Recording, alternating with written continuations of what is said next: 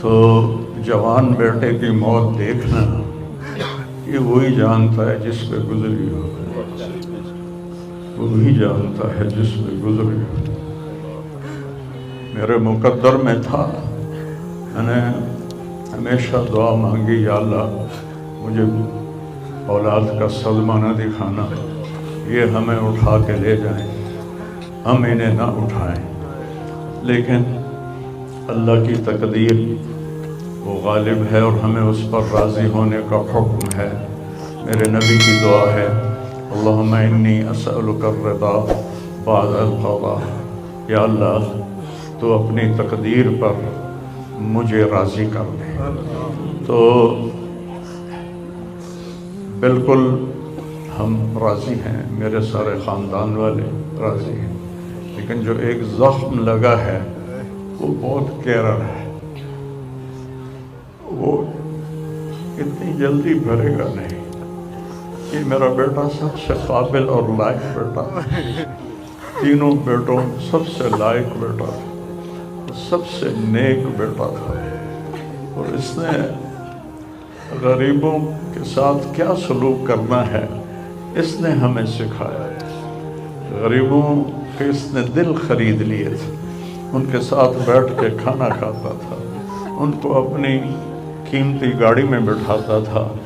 جو لوگ اپنی گاڑی کے قریب کسی کو نہ گزرنے دیں، وہ ان کو انہی گندے کپڑوں کے ساتھ، یہاں ایک پاگل رہتا ہے، وہ میلے کچیلے گندے کپڑے پیشاب بیچ میں کیا ہوا اس کو اٹھا کے اور اپنی گاڑی میں بٹھاتا تھا۔ وہ ساری سیٹ خراب ہو جاتی تھی، لیکن وہ اس کو اپنی فیکٹری میں لے جاتا، پھر نائی کو بلا کر اس کے بال کٹواتا، اس کو نہلاتا، اس کے کپڑے بدلواتا۔ اس پورے گاؤں میں وہ پاگل صرف ایک شکل کو جانتا ہے اور ایک نام کو جانتا ہے۔ وہ نام تو پکار نہیں سکتا تھا، کہتا میاں میاں میاں۔ یہ صرف ایک اس عاصم جمیل کو وہ جانتا ہے، جو آج ہم سے رخصت ہو گیا، اور یہاں ہم بے بس ہیں اور اللہ کی تقدیر پر ہم راضی ہیں۔ اور السعید من وعظ بغیرہ، موت سے اپنی موت کو یاد کرنا چاہیے کہ ایک دن میرے اوپر بھی یہ آئے گا اور میرا بھی سانس نکلے گا اور زندگی کا دھاگا ٹوٹے گا۔ یہ اس بچے نے وہ کام کیا علاقے میں جس کو میں اپنی تعریف نہ ہو جائے، یہ اللہ کی امانت تھی، اللہ نے اس کو اپنے پاس بلایا۔ لیکن بہت کم والدین کو ایسی اولاد ملتی ہے، بہت کم والدین کو ایسی اولاد ملتی ہے، اور اسے جوانی میں اللہ نے بلا لیا۔ میں راضی ہوں، میرا سارا خاندان بھی راضی ہے، لیکن یہ رونا تو میرے بس میں نہیں۔ اللہ اولاد کے صدمے سے سب کو بچائے، اللہ اولاد کے صدمے سے سب کو بچائے۔ تو چھوٹے چھوٹے غم کے قابل نہیں ہے، میرے اوپر تو بہت بڑا غم ہے۔ میں اللہ کا شکر گزار ہوں، اور یہ سارا مجمع دیکھ کے مجھے حوصلہ ہو گیا ہے کہ میرا بیٹا واقعی بہت نیک تھا، جس کے لیے اتنا مجمع اس کے لیے دعا کرنے آیا ہے۔ 40 آدمی جنازے میں ہوں اور میت کے لیے دعا کریں تو میرے نبی نے فرمایا اس کی بخشش ہو جاتی ہے۔ تو یہ تو ماشاءاللہ ہزاروں گنتی سے بھی باہر مجمع کھڑا ہوا ہے۔ میں آپ سب کا شکر گزار ہوں، اور میرے بھائی اس دن کی تیاری کر کے مرنا چاہیے۔ اگر اللہ راضی ہے تو اللہ کی قسم موت سے خوبصورت کوئی پیغام نہیں، موت سے خوبصورت کوئی پیغام نہیں، اور اگر اللہ ناراض ہے تو موت سے خوفناک کوئی پیغام نہیں ہے۔ اور یہ میرا بچہ یہ اللہ کی محبت میں ایسے تڑپتا تھا جیسے کسی کو کوئی زخم ہو جائے اور وہ تڑپتا ہے۔ اور ہم اللہ کو جانتے ہیں، مانتے ہیں، ہمارے احساس میں اللہ کا تعلق شامل نہیں، ہم عقلی طور پر مانتے ہیں۔ میری 52 سال زندگی اللہ کے راستے میں نیک لوگ، اولیاء کرام، علماء کرام کے ساتھ گزری۔ میں باپ ہونے کی وجہ سے نہیں کہہ رہا، میں آپ کو یقین سے کہہ رہا ہوں، جیسی تڑپ اس بچے میں اللہ کی محبت کی تھی میں نے کبھی نہیں دیکھی۔ یہ 2 گھنٹے مجھ سے بات کرتا تھا اور میں ایسے بیٹھ کے سنتا رہتا تھا۔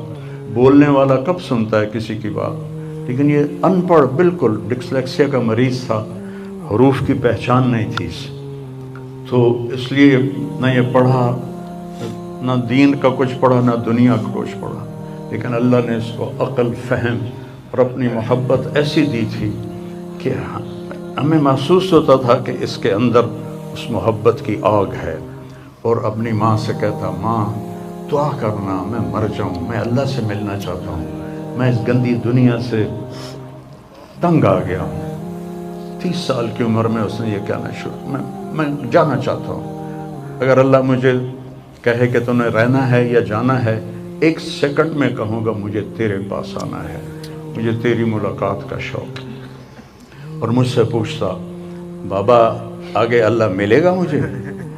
میں نے اس سے بڑی باتیں کرنی ہیں، مجھ سے ملے گا؟ میں نے کہا انشاءاللہ آج تم ملو گے اپنے اللہ سے، ضرور ملو گے، تیری تڑپ، تیری تمنا رہتی تھی میں اللہ سے ملوں۔ تو میں نے اپنی زندگی میں صرف ایک آدمی دیکھا ہے، یہ بچہ جس کے احساسات میں اللہ کی محبت تھی۔ احساسات جیسے ہمارے درد ہمارے احساس میں بھی جب شامل ہوتا ہے پھر ہم ہائے ہائے کرتے ہیں، اور جب تک شامل نہیں ہوتا تو ہم چلتے رہتے ہیں۔ اس بچے کو اللہ نے اپنی قدرت سے یہ تعلق اور محبت عطا فرمائی تھی، اور بس میں اور کیا تعریف کروں، میرا تو سینہ ویسے ہی زخمی ہے۔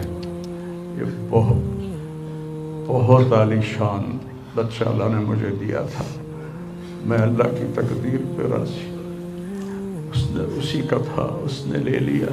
بھائیو، موت سے پہلے مرنے کی تیاری کر لو، آپس کی لڑائیاں چھوڑ دو، آپس کے جھگڑے چھوڑ دو، آپس کی نفرتیں چھوڑ دو۔ مرنے والے سے پوچھو کہ نفرت کا کیا فائدہ ہے، جھگڑوں کا کیا فائدہ ہے۔